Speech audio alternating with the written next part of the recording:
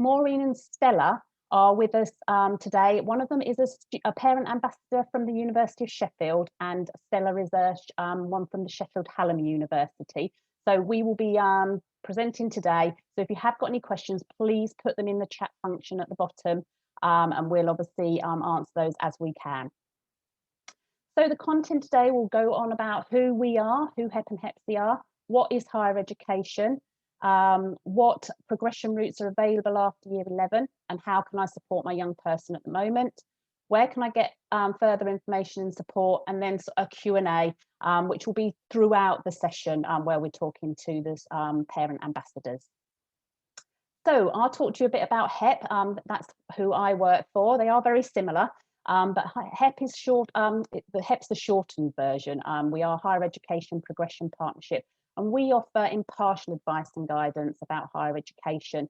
And we are Sheffield City region based, so that is Sheffield, Doncaster, Rotherham, Barnsley, North East Derbyshire, and Bassetlaw. So we cover a huge region. But we're there to encourage more children, young people, and also adults to consider higher education opportunities. There's no age. Over 18s are all welcome at a university or higher education institution. We are jointly funded by both universities in Sheffield, so we are supported by Sheffield Hallam and the University of Sheffield. And our remit is from primary age up to year 11. So hi everyone, thanks for joining us today. We're really glad that you can join us, and thank you for giving up your time to watch this session. So just to give you an overview of HeppSY as well as Hepp. So I'm from HeppSY, my name's Amy, and I'm a careers advisor at HeppSY. So we are government funded, we're a time limited project, so a little bit different from HeppSY, from Hepp, sorry. We are very similar in our aims. We provide impartial advice and guidance about higher education options, and we work with about 50 schools and colleges across the Sheffield City region. So we support those young people and adults to consider their options, and we work in partnership with the two universities, local colleges and the schools. And our specific remit in terms of year groups is year 9 to 13. So again, slightly different from Hepp, but we do have a lot of similarities. So first thing that we want to ask you is, how confident do you feel speaking to your young person, whether that's a son, a daughter, or anyone in your care, about their future education and career aspirations at the moment? So if you can rate yourself on a 1 to 5 scale, so if we say 5 is very, very confident, and you think that, you know, you've cracked it in terms of what they might need to know and the help that you can give them, or maybe 1 might be very unsure, you don't feel confident at all speaking to young people about their career aspirations in the future for whatever reason. And if you want to put a reason in there, then that's great. If you don't, then that is absolutely fine. So 1 to 5, if you can pop that into chat, just so that we can see who and how confident you are today, that would be great. So we've got quite a few 3s that I can see. Lots of 3s actually. Okay. Yeah, and someone said my daughter is unsure on her career path. I think that's expected at the moment, isn't it? Very, very uncertain times. So yes, we can definitely, hopefully through this presentation, we can give you a bit more information and some resources that you can maybe use with your daughter to hopefully help them feel a bit more confident. Okay, so let's move on then. So thank you very much for everyone who did that. I think everyone said a 3, so that's brilliant. So a very quick introduction in terms of just a bit of an overview on why we're maybe doing the things that we are today. So the UK's future depends on our young people fulfilling their potential.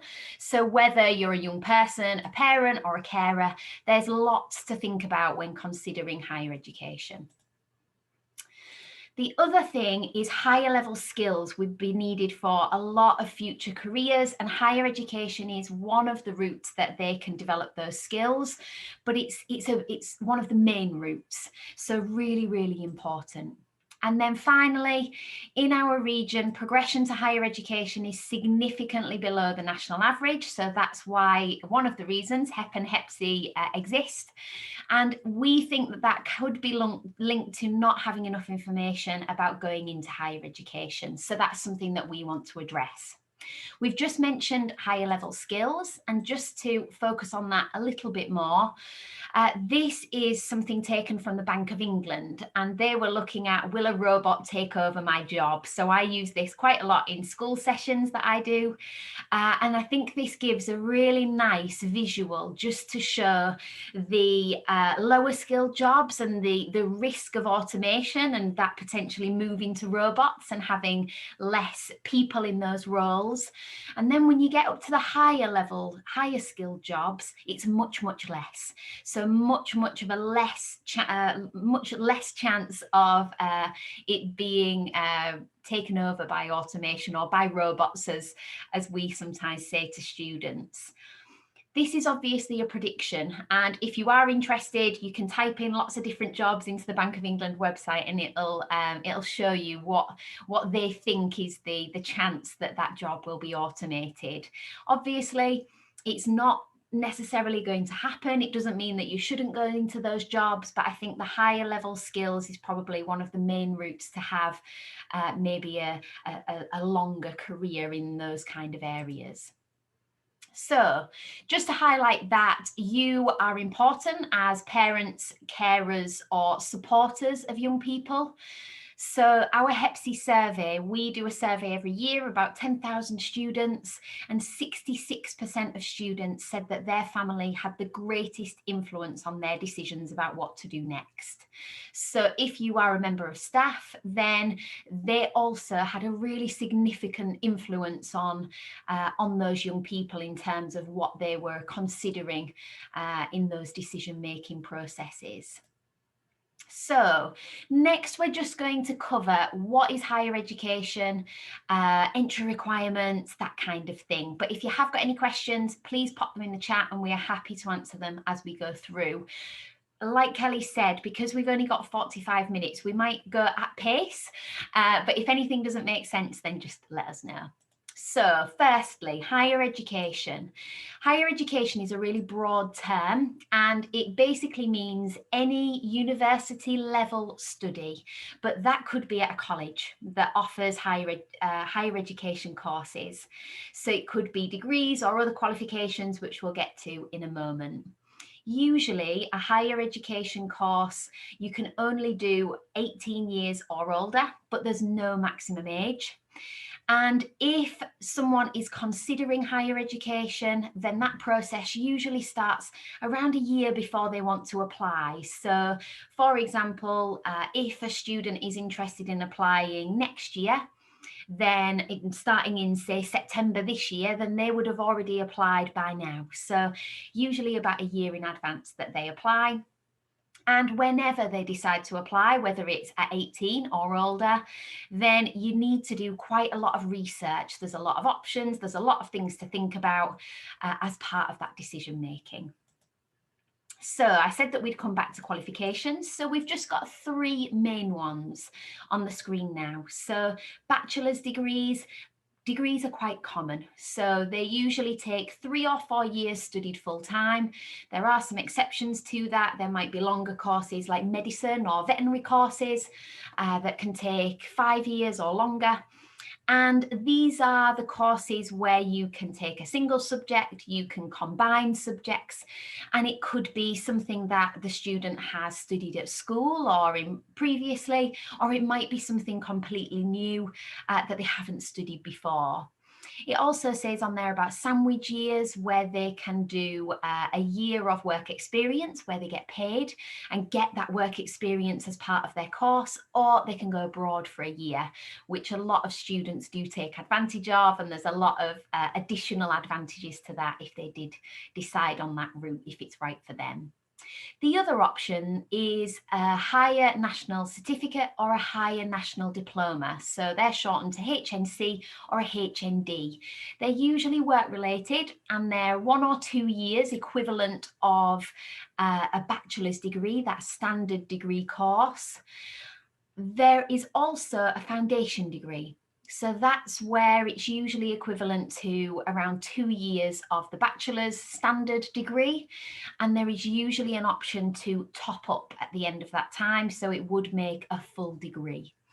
Lots and lots of different terms that we're not going to focus on too much here. But if anyone does want any more information about different qualifications, or again, if you've got any questions, just pop them in the chat.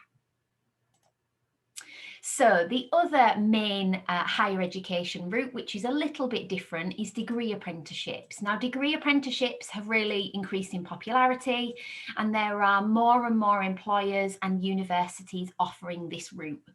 I would assume that a lot of people are familiar with apprenticeships, where you're gaining a qualification whilst working and getting paid as a member of staff. But degree apprenticeships, it now means that at all levels of qualifications, then they can do this route. Whereas before, I think it was only the lower levels that most people think of. So you can get right up to doctorate level, up to PhD level with a degree apprenticeship. So a lot more opportunities. A lot of professions are now using this route. So police officers, nurses, engineers, for example, you can find degree apprenticeship opportunities. And it's very much based on the employer. So you don't apply through Ucas, where you would apply for university or career, college, courses. This would be the job first, and then you would get the degree apprenticeship, the education that came along with it. So in terms of entry requirements for these different routes, just to mention that each provider sets their own entry requirements. So that's a really important factor when thinking about what students, or maybe yourself, what you might do next. Some courses will be very, very high entry requirements, like Oxford and Cambridge. Then you will have lots of variations from anywhere between, say, A stars at A level right down to, say, C's that might be asked for at some universities and potentially colleges that offer university level courses. It's not just A levels that you need to get into university as well. So Ucas tariff points are a way of looking at all of the different qualifications across the world and saying this is how many points we need for your specific qualification. So there is a tariff calculator that you can have a look on online, and you can have a look at how many points you would get depending on the qualification size and the grade that you achieve. So there's a bit more information about how much points are on that purple post-it. I'm not going to go into them, but if you do want to have a look, then the Ucas tariff is a really, really good one to go to. And the other thing to point out here is contextualized offers. So that's basically where universities or colleges consider any barriers that students who are applying might have. So that could be the school that they went to, whether they're a young carer or they're care experienced, whether they're maybe from an area where traditionally not a lot of people go into higher education, lots and lots of different barriers that they might consider, and have a look on individual websites in terms of what they might offer, because there's usually a lot more information. So if you are looking at universities, have a look at those contextualized offers, or they might call them access, for example. I think at the University of Sheffield and Sheffield Hallam have got something very, very similar. Okay, so in terms of progression routes, if your son, daughter, or someone in your care is maybe at school at the moment, if they're in year 10 or 11, then generally they will be working towards their GCSEs. And as a general rule of thumb, and we are talking very, very generally here, 5 GCSEs at grade 4 or above, including their maths or English, will mean that they have all of these 3 routes available to them. If you're thinking, oh, I'm not quite sure that my young person is going to get those grades, That is absolutely not a problem. There are apprenticeships, there are lots of other courses at lots of different levels where whatever qualifications your son, daughter or young person has, then they will be catered for. So this is just a very simplified diagram just to kind of illustrate where they might go. If they're looking at A-levels, then some A-level subjects might ask for slightly higher grades than that. So sometimes a grade 6, for example, in a maths A-level is quite common, just because a maths A-level is quite hard. It definitely wouldn't be something for me. I was never very good at maths. So you might want to have a look at the offer at your specific college that you're looking at, or sixth form. Students might also be interested in vocational subjects. So a really common one is BTEC, but there are also Cambridge qualifications that the sixth form or college that your young person might be looking at. And they're a way of having a bit more practical experience. So usually they're in work-related areas. Business, health and social care, childcare, those kind of things. Or they might decide that they want to get straight into work and they might want to do an apprenticeship. There are lots of different routes available and it can seem a little bit overwhelming. So if you have got any questions, then feel free to ask away about them. But from those options after their GCSEs, then at 18, then they could potentially move on to that right-hand column. So they might decide that they want to go on to a university level course, whether that's at a university or a college. And all of those routes are available except from the apprenticeship. There isn't a direct arrow to a university level course from an apprenticeship, only because it'll very much depend on the apprenticeship that young person has done. If they do bricklaying and then they want to do nursing, then that isn't necessarily going to be transferred. However, that doesn't mean that they can't get onto their nursing degree. It just means that they might have to do another course to get onto the course that they ideally want to at university. The other option is that they could do a degree apprenticeship like we've discussed, and all of those three options, A-levels, vocational courses or apprenticeships after 16, would be available to them. Obviously, it would depend on the specific entry requirements of that degree apprenticeship. So for engineering, for example, a maths A-level is quite common. Or they might decide they want to go into employment. They don't want to do any more education at the moment and they want to go and get a job, and that is absolutely fine. And like we've already said, that study is always available to them. So that university level study can always be something that they go back to. So I have talked for far too long, and I think this is an opportunity to bring Kelly back in and our parent ambassadors who we've got with us today, who can give a bit more about their experience. Yes, so we're now going to ask some questions over to our parent ambassadors, Stella and Maureen, because obviously they are key in terms of giving you information on how they felt when their young person went off to university or had the decisions. So we've got some questions for them just to make it a little bit, so they can tell you exactly how they felt. So if we go to Stella first, because I can see you first on my screen, no preference here. How did your child pick their progression route after year 11? Well, my daughter the daughter that went to university went to a sixth form college and had support there from tutors, and also did quite a bit of research on her own, and also research that we'd guided her to do. She wanted to do photographic arts, so that was something that is very specific, and so that was the reason why she chose her course at the college in Sheffield. And she also chose it because of some of the other subjects that she wanted to do related to photographic arts. So it was the only sixth form or college in the city that actually offered philosophy that she wanted to do.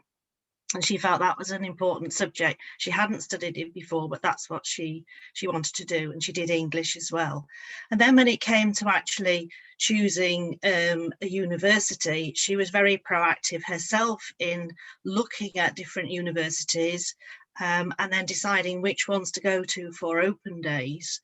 And we encouraged her to do that, and obviously we would chat, I think, informally to her about the sorts of ideas that she was having, and do that on a regular basis without being too intensive with that, whether it's making it too formalized, because then I think we all know as parents that if you come on too strongly, then you're often children will just think, I'm not going to engage with this. So it's a fine balance when you're supporting a young person. And I think one of the things that we did was to allow some of the open days we went physically with our daughter, but others we didn't, and let her go herself. And that was quite a big thing to do, because the one she chose to go to herself was the one in London. And you know, when you're 17, 18 and you haven't done that sort of travel before, I think that was quite a big thing to do on her own. But I think it was also important, because that's what you're going to have to do when you go to university. So it might be only a year beforehand that you're making those journeys and doing a lot of things independently. And that's again what university is about, learning to be independent, not just in your studies but in your personal life as well.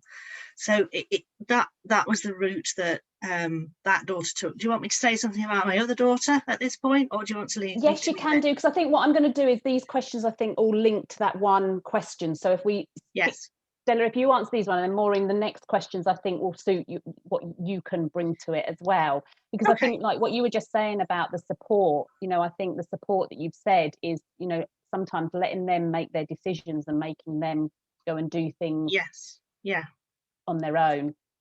I think it's also difficult for me as well, because I was teaching in a secondary school, so I had to also, I had to remember I'm a parent, but I was also a teacher, and I had to, all my sort of life with my kids, I had to make sure that I wasn't being the teacher, I was being the parent. And I think that's quite an important point to make. My other daughter decided that she wanted to leave school as soon as she got to 18.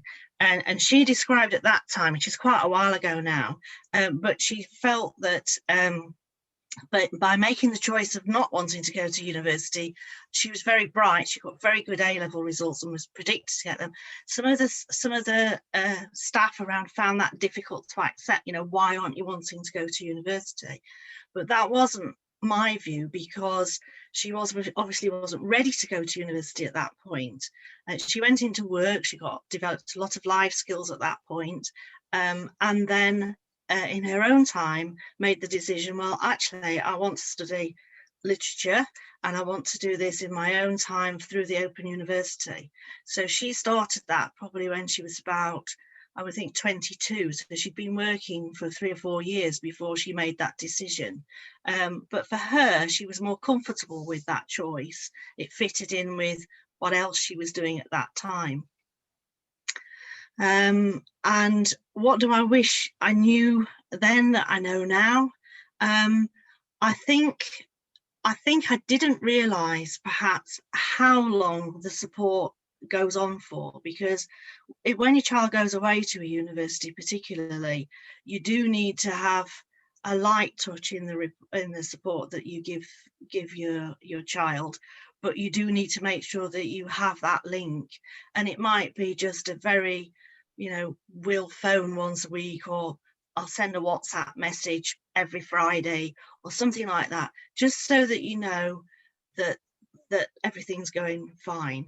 And I obviously the other way around, because your child can ring you at any time or contact you at any time, and there are so many different avenues for doing that. But I think I would have set up beforehand some sort of discussion between us as to how we would make that contact, because as a parent ambassador, I find a lot of parents who are really afraid about losing touch with their child. And I think that's a piece of advice that I often give them, because I wished I'd done it at that time.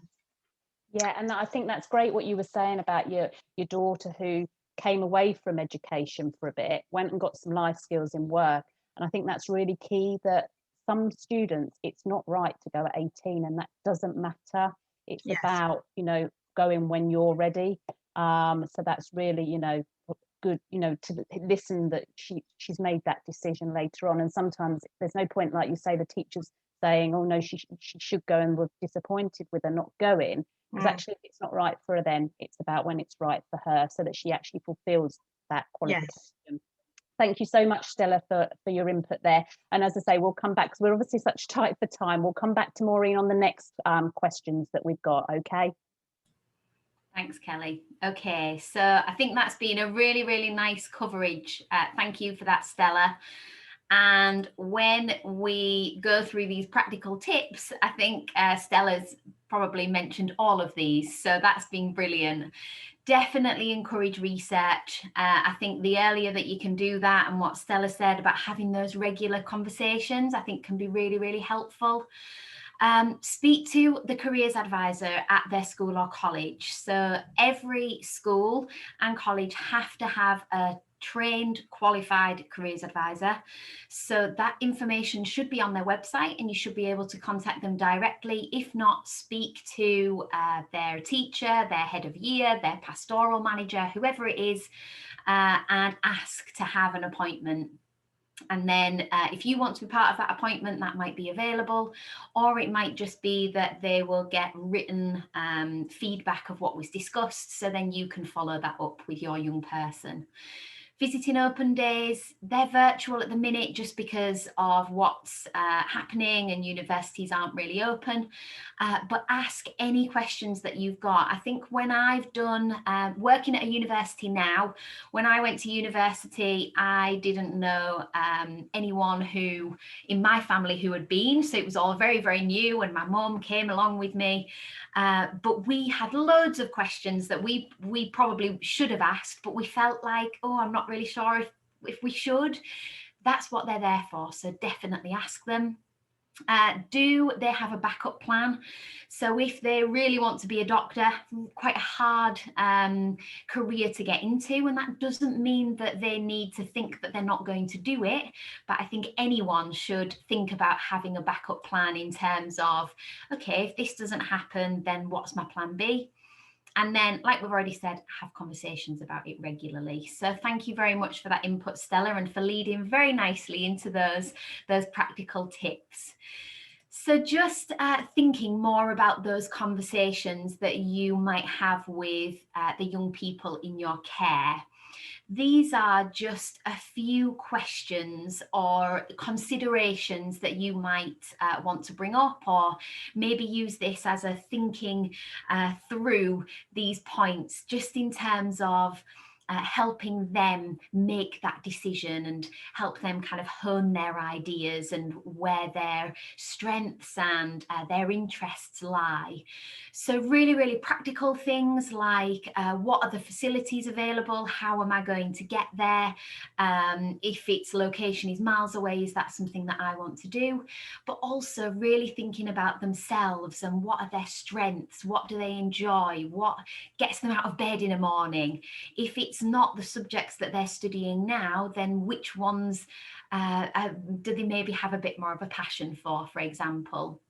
We can send these slides out afterwards, so you can refer back to these if you want to. Let us know and we can send those out. But I think these are definitely points that I would recommend speaking to a young person about, and what we would do in maybe a careers interview with a young person. So I am going to pass over to Kelly, who's going to do a little bit on, is this a good investment? Yeah, so is higher education a good investment? Well, we think so, for definite. We're not going to go into student finance today because that would be a whole new session. And honestly, it isn't anything to worry about. I know you hear and read things about it, but it isn't anything to worry about. And we can obviously talk about that. We'll leave our contact details at the end where if you have any queries, you can come back to us. So the repayments of a student loan are manageable, as I said, and obviously we can go through that with you if you ever want to drop us an email or give us a call. With higher education and good investment, many universities have a lot of support available, such as bursaries, so they have extra money that you don't have to pay back. Have you got this? The slide's not coming up, Amy. Thank you. Yeah, so there's lots of support out there, and obviously with that support you get lots of extra money. We think it is an investment because on average people earn more as a degree. It's on average, and they can earn up to £300,000 more than a non-graduate over a working lifetime. So that's a huge investment. And with a student from the age about 25 to 30, the salary can be about 30% higher than a non-graduate. So these are really huge figures in terms of, is it a good investment? So although you have got loans, they are literally very small compared to what the student will hopefully on average get when they continue and have with their jobs with that higher education qualification. I'll pass you back now to Amy. Thanks, Kelly. Okay, so one of the other things that I think can be useful is just following on from what Kelly's just said about that, yes, it's definitely an advantage to be a graduate. What we've got now are just a few slides on labour market information and, the current situation, because we want to address the elephant in the room, which is COVID-19. And, these young people have had a very, very different, 2 academic years, haven't they? Because we're currently kind of coming towards the end of the second academic year. So this is a survey that's been done. It's 15 months after students graduate from university or a college if they've done a higher education course at a college. So it's enough time, hopefully, to get a better idea of what they were doing. So whether they were in work, whether they were in further study, how much they were earning, and that kind of thing. So research shows that if you are a graduate, then you are more likely to have a job, a higher paid job. You are less likely to be unemployed. So those stats, they always seem to be the same. They haven't really changed over the years. When you look at non-graduates compared to graduates, graduates tend to fare a little bit better. However, this report, so just to pick out a few of these stats, so 71.8% of employed graduates were in professional level jobs. Professional level jobs, it can mean different things, but essentially it's of a higher level, those higher level skills, and some of those jobs might require a degree. So you can't do it without a university level qualification. You might want to send your young person far, far away because you've all spent a lot of time with them at home at the moment, or you might want to keep them close. 66% went to work in their home region of the UK, so they might have moved away for university, but the majority of them have returned to their home region. 12% of graduates were in further study 15 months after graduating, and then their average salary was around £24,000. So just to focus a little bit more on jobs and what that looks like. So if you are interested and you want the references for this, then we can absolutely provide it. But this has been taken from some research that's been done by a website called Prospects. So they were saying that in the initial lockdown, the most affected areas don't include large numbers of graduates, with the exception of creative industries. So the arts was hit really, really hard, like we all know, continues to be, and there are quite a lot of graduates in there. However, hospitality, travel and leisure, retail and entertainment, they don't tend to have lots and lots of graduates working in them. So graduates seem to do better in some respects out of the initial lockdown.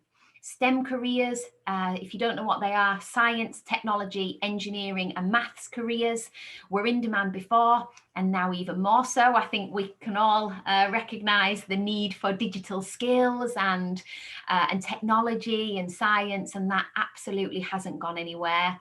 And the shortage of graduates in the health, education, engineering, IT and social care haven't gone away. So they are persisting in the recovery as well as at the moment. So quite a stable market apart from those creative industries.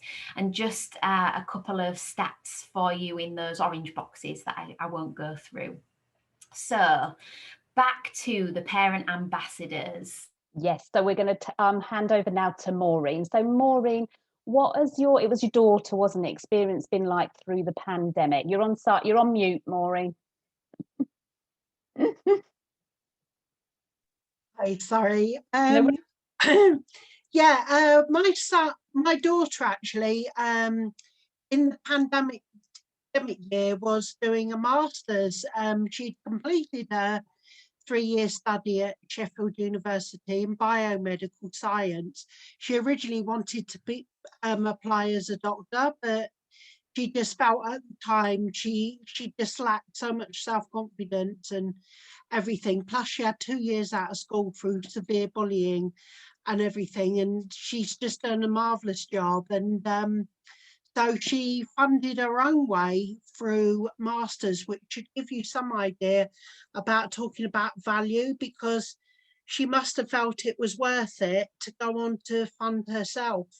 In that year she worked all through the summer driving the forklift truck, which was quite scary if you knew my Sarah, to put herself through this year of working at Citran, which is the neurology department at Sheffield University. And she managed to come out with a merit, even though the biggest disappointment she had, I remember her phoning up crying, saying that she was meant to have a three-month placement working in a lab, and she didn't get that chance to do that. She had to do written report instead, but nevertheless, she did it. She knuckled down and she came out with a merit. And then less than 3 months after she finished her master's, she got a job in a lab just outside Meadowhall. She's working there now. She's just had a pay rise of £1,500, so she's quite pleased about that. So it goes to show you exactly, to support the evidence that these guys are saying about, is it worth it? And I'll go on to say university, to support Sarah, I have to tell you, Sarah also suffers from dyspraxia. She also has a poor working memory, and there's a marvellous place.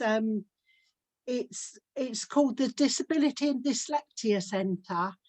Then they've got 301, and they've got the counselling service at Wilkinson Street, and they're all absolutely marvellous. And why I can tell you this is because I thought Sarah was having so much fun, I decided to apply for a foundation year, even though I never went to school when I was a child. I never done a GCE before in my life, but I went to the Long Life Learning at Edgar Allen House, and I'm in my second year. I'm retaking it because I must admit last year was hard, and no one's going to tell you it wasn't hard, because it was, but definitely for the children's experiences and that, it's definitely worth going. But you just need to support them. There's so much there to do. There's volunteering. They can become an ambassador working for extra money. There's bursaries, as you say, they don't have to pay back. Also, during COVID, they've also put together a special hardship fund to help them with the rents and everything when they had to stay behind. So yeah, and I'm super proud of her, because she's the first one to go to uni in our family. No one's ever been before. So just enjoy it. You may be daunted, but believe me, just own it because it's amazing. Yeah, and you're obviously thought it was that amazing to start yourself, which is Yeah. amazing. That is really, really good. And it's you know, through a pandemic, your daughter's come out the other side, which is, you know, merit to herself, but obviously having that support, like you said, within the universities definitely helps. So Yeah, and it also shows you that what a job she can get, but less than Yeah. 3 months after she's in a job, and the amount of money that she's going to be earning, and this is only the start, like you say, it's round about the 22,000 mark. But she is, I will definitely say, she's actually overqualified for the job she's doing, which at the age of 23, to say that, for me, that's just amazing thing, because at that age, for me, I was still struggling with a lot of things. So she's turned into this confident, feisty young woman now who won't you know, take any nonsense from anybody, and that's amazing, isn't it, to Yeah. have that support from the universities that's changed, Definitely. you know, given that confidence to your daughter, to be able to cope and enjoy what she's been doing. So thank you so much, Maureen, that's great. Amy, I think it's over to you, is it again now? Thank you. So thanks for that, Maureen. So just something that we occasionally hear, and obviously, you know, I wouldn't like to say that we hear this a lot, but just in case you think, oh, I'm not really sure, that, you know, we've got no experience of higher education. If you have any opportunity to speak to schools and colleges, then they sometimes get their previous students coming back in and to give talks. So find out about them, encourage your young person to go and you know, watch those and speak to those students. If that isn't an option, then the Ucas website has got Chat to Our Students. Both of the Sheffield universities, I think, also have this, and lots of other universities do as well. You can speak to students who are on current courses, so you can ask them questions about what their experience is like at the moment. We also have a chat function on our website, on the HeppSY website, and that's all careers advisors on there. So heppsy.org/chat.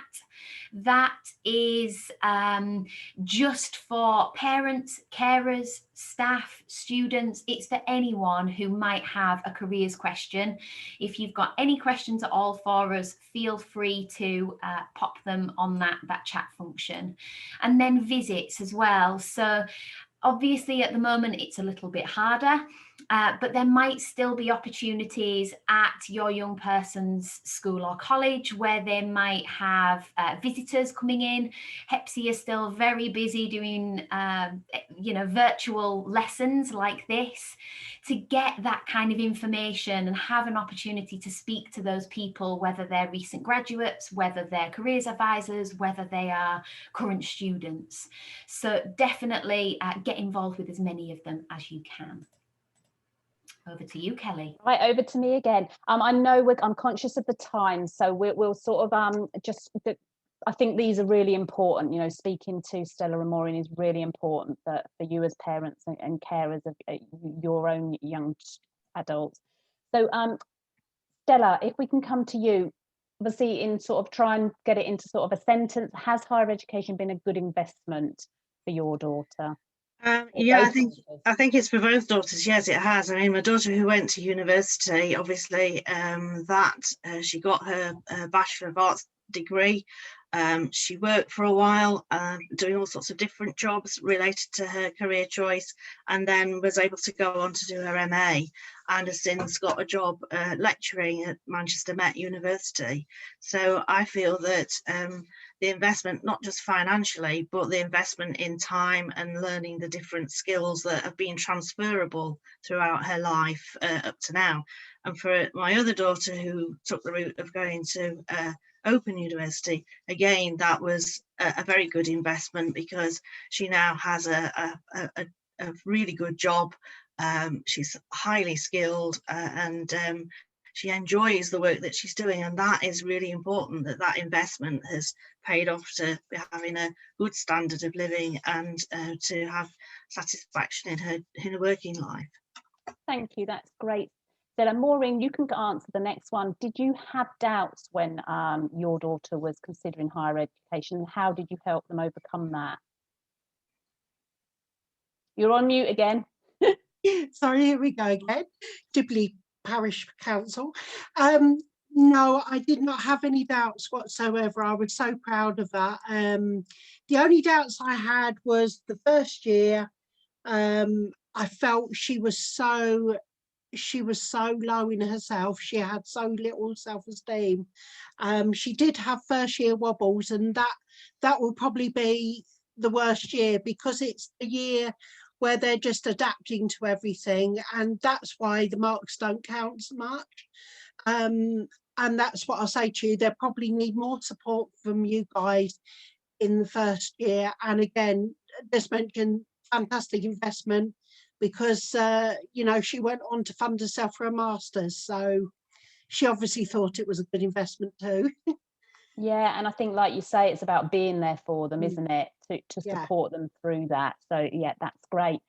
So what has been the biggest change you've seen in your young person since they began their began their course? I know they've finished it now, so what did you see? I mean, Maureen, for you, I think you've answered it really, haven't you, in, you know, the confidence that they've shown.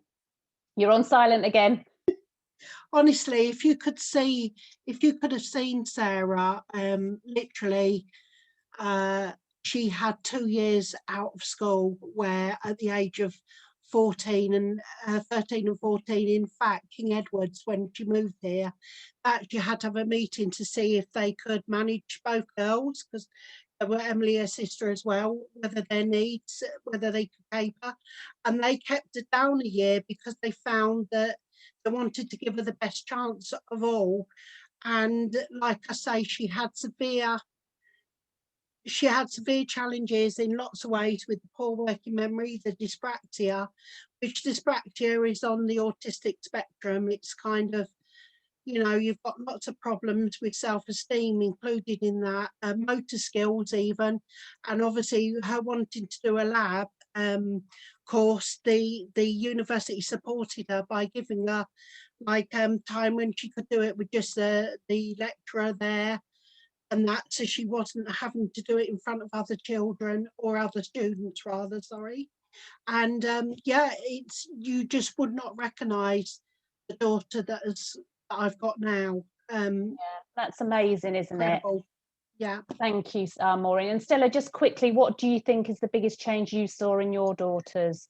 Since they began their higher education, I think in their self-confidence and their being able to develop skills to become independent. And I think, you know, what Maureen has said resonates with me completely. We've never met each other before. My youngest daughter is called Sarah. She was diagnosed with dyspraxia when she first started university, when she did her BA. She does suffer from anxiety, but she has overcome all those, and she is now supporting young people in her tutor groups as a lecturer. So she's putting into practice, I think, some of the skills she's learned by actually having to go through some of those things in her life, and now being able to support young people both academically and in their personal lives with their well-being as well, from the things that she has learned, from making a choice about which college to go to get away actually from, as Maureen said, from a bullying environment. She made that choice herself. I'm going here because I don't want to be there.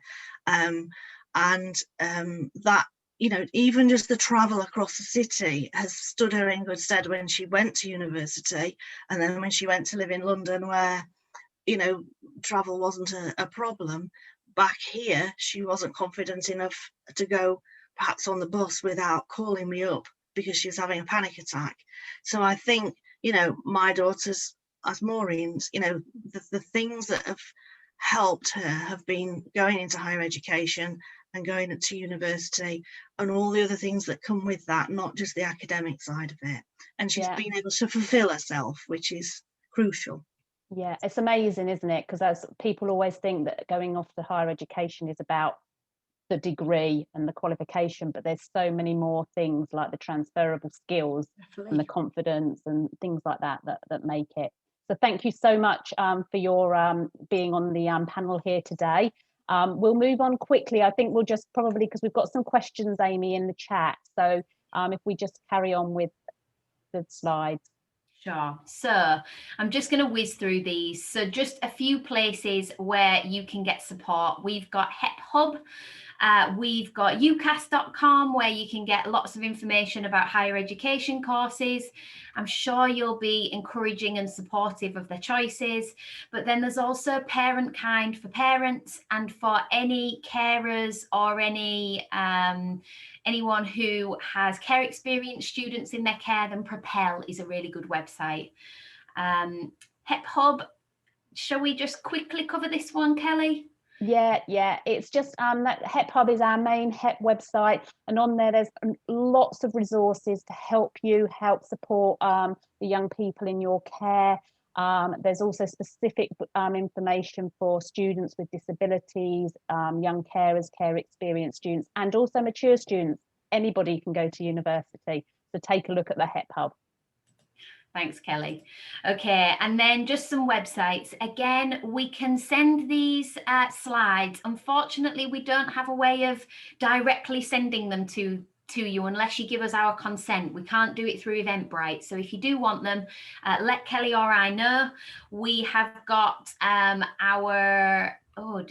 we've got our email addresses there. That's what I was trying to get to, and I forgot about all of those other slides that we had for you. So if you do want the slides, then feel free to request them, or when you get the follow-up email from Eventbrite, just respond to that and ask for the slides and we can send them out. Thank Brilliant. you. I have got some questions, Amy, that we can just go quickly through. So let me just check. It was something about acting. Their son wants to be an actor, but they've got no idea what courses, drama schools there are. Would that be through Ucas that they need to look? Yeah, you can have a look through Ucas. There are things called conservatoires, which are very prestigious. If they absolutely have a life dream to be an actor, then I would definitely say have a look at those. The only problem and drawback to them is that they don't have student finance funding. So you would need to self-fund or get one of their, they have like funded places, but quite difficult to get onto. We had a really, really good session earlier from the university, Sheffield Hallam University did a taster earlier, and that was acting and performance. If anyone wants the slides from it, the recording of it, it's just on YouTube. It's not open access, so it's I can send you the link. So if you're interested in that, then let us know.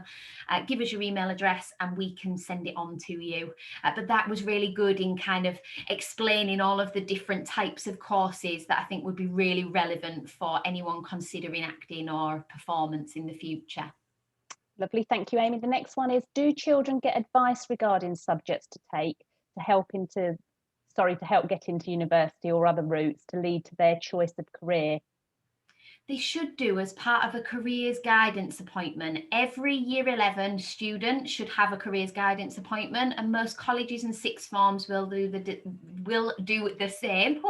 Needed to put my teeth back in there for most of their students. So if they haven't had a careers appointment, request one. If you request one, then they have to give you one. So that would probably be where they would look at decision making and their strengths and their interests. But it's usually only half an hour, and in half an hour they're not miracle workers. So if a student walks in and they have no idea of what they want to do, it's unlikely that at the end of that half an hour they're going to know exactly what course, exactly what university. So it does need a lot of that research and planning. Thank you. So they're asking, when do schools help year 11 apply for college? Someone's worried, obviously, that their son's going to be leaving school in August and hasn't had that. I'm assuming it's probably down to COVID, but when would they normally do it?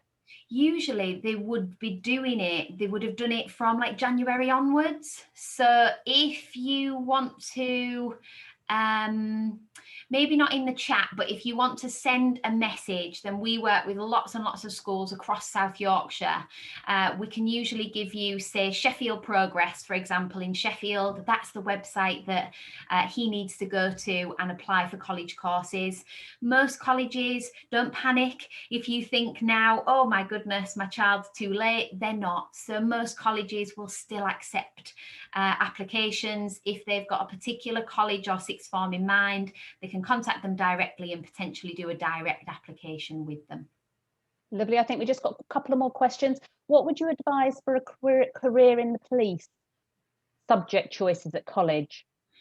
Okay, so a police officer, it's recently gone to a graduate level career. So you can do a degree apprenticeship, you can do a degree first in a subject of your choice, and then go on to being a police officer, or you can do the training with them.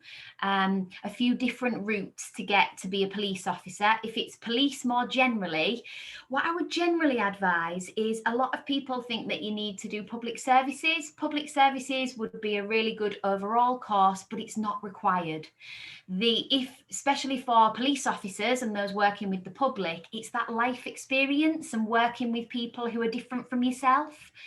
So work experience would probably be even better then, rather than a particular college course. So for courses, it might be picking the ones that they enjoy and that they're really good at and that they're going to get good grades in to progress on to higher education. Brilliant, that's it. So thank you very much for that. We have got we would really, your feedback is, you know, we need your feedback for these events so that we can make sure that we are supporting these young people in the way that needs to. So if you can, there is a SurveyMonkey link or on here, please do fill that out. It should take only 3 minutes maximum to fill that out, but you know, your feedback is invaluable. So we will put up the final slide with our contact details. So if you do want any of the presentation or any questions, any question, whatever it is, small, big, whatever, we will do what we can to help and advise. But thank you so much for attending our session today. And I think that's it. Is there anything else, Amy, you want to? I don't think so. No, thank you very much for joining us. We know that it's tea time and you've probably had a very long day, so we really appreciate it. Any feedback that you can give us, like Kelly said, is really appreciated. And again, if you want those slides, let us know. Thanks very much, everyone. And a huge thank you to Stella and Maureen for supporting us with this session.